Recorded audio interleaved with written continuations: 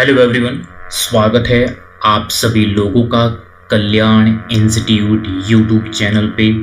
आज हम इस वीडियो के माध्यम से उदासीनता वक्र को समझेंगे, यानी कि इंडिफरेंस कर्व को हम जानने और समझने का प्रयास करेंगे।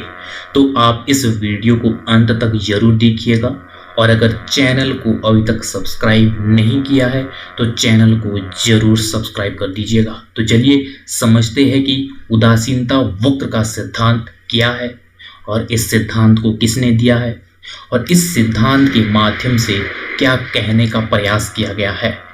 तो इंडिफरेंस कर्व यानी कि उदासीनता वक्र का सिद्धांत, जो ये उदासीनता वक्र का सिद्धांत है, ये सिद्धांत 1939 में प्रोफेसर हिग्स ने दिया, और इस सिद्धांत को हिग्स और आरजेडी एलन का संयुक्त सिद्धांत भी माना जाता है, क्योंकि इस सिद्धांत को हिग्स और एलन ने इसको विकसित किया है। और उदासीनता वक्र का जो ये सिद्धांत है, इस सिद्धांत के माध्यम से प्रोफेसर हिग्स ने कहा है कि उपयोगिता को मात्रात्मक रूप में नहीं मापा जा सकता है, क्योंकि उपयोगिता मनोवैज्ञानिक होती है और इसे हम वरीयता रैंक के रूप में व्यक्त कर सकते हैं। यानी कि हिग्स कहते हैं उदासीनता वक्र के सिद्धांत के माध्यम से कि जो ये यूटिलिटी है यानी कि उपयोगिता है, इसको हम मात्रात्मक रूप में नहीं माप सकते हैं, क्योंकि यूटिलिटी मनोवैज्ञानिक होती है और इसको हम वरीयता रैंक के रूप में व्यक्त कर सकते हैं। तो एक चीज उदासीनता वक्र के सिद्धांत के माध्यम से ये कहते हैं हिग्स की उपयोगिता को हम मात्रात्मक रूप में बिल्कुल भी नहीं माप सकते हैं, और उपभोक्ता वस्तुओं और सेवाओं की कीमतों और आय को देखते हुए कुल संतुष्टि को अधिकतम करने का प्रयास करते हैं। कि जब उपभोक्ता किन्हीं वस्तु और सेवाओं का उपभोग करते हैं तो उपभोग करते समय उपभोक्ता उन वस्तुओं और सेवाओं की कीमतें और अपनी निश्चित आय को ध्यान में रखते हुए उन वस्तुओं और सेवाओं का उपभोग करते हैं, क्योंकि उपभोक्ता की आय निश्चित आय है और उन वस्तुओं और सेवाओं की कोई ना कोई कीमत होती है। तो इन चीज को मद्देनजर रखते हुए जो उपभोक्ता है, उपभोक्ता कुल संतुष्टि को अधिकतम करने का हर संभव प्रयास करते हैं।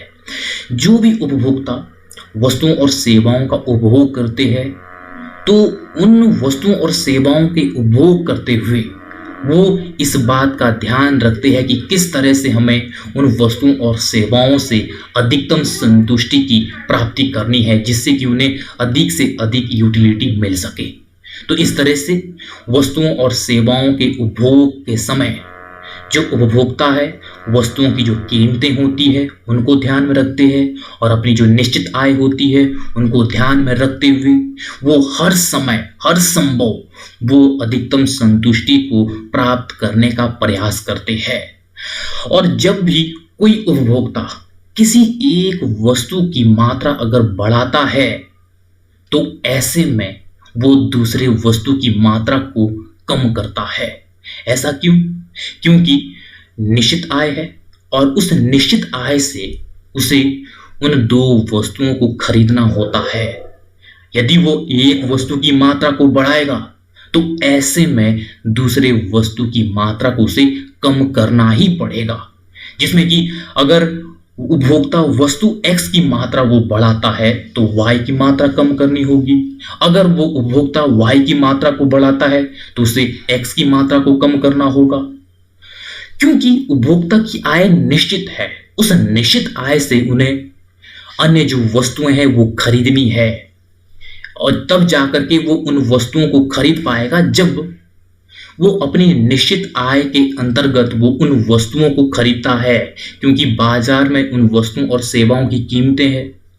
तो उन कीमतों और उपभोक्ता की जो आय है, उन दोनों को ध्यान में रखते हुए उपभोक्ता उन वस्तुओं को खरीदता है, और जो उन वस्तुओं की जो मात्रा है वो भी ध्यान में रखता है, ताकि उस निश्चित आय के अंतर्गत वो वस्तुएं आ सके। तो इस तरह से एक उपभोक्ता यदि एक वस्तु की मात्रा अगर वो बढ़ाता है तो दूसरे वस्तु की मात्रा उसे कम करनी पड़ेगी।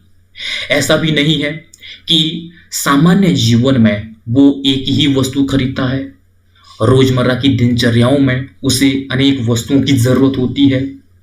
तो जो वस्तुओं के जो सेट है वो सेट उसकी निश्चित आय के अंतर्गत आने चाहिए। तो अगर वो किसी एक वस्तु की मात्रा अगर बढ़ा देता है तो उसे दूसरी वस्तु की मात्रा को कम करना होगा, जिससे कि बैलेंस हो सके उसकी निश्चित आय के साथ।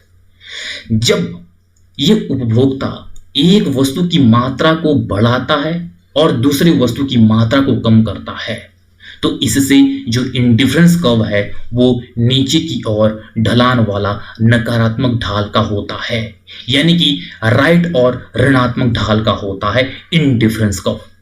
क्योंकि जब एक उपभोक्ता एक वस्तु की मात्रा जब बढ़ाता है और इसकी वजह से दूसरी वस्तु की मात्रा को वो कम करता है तो इंडिफरेंस कर्व राइट और ऋणात्मक ढाल का होता है। तो इस तरह से ये दूसरी चीज इस इंडिफरेंस कर्व के तहत प्रोफेसर हिग्स ने कहा है। तो इस तरह से ये उदासीनता वक्र का सिद्धांत है जो प्रोफेसर हिग्स ने 1939 में दिया है, जिसमें दो प्रमुख बातें कही है।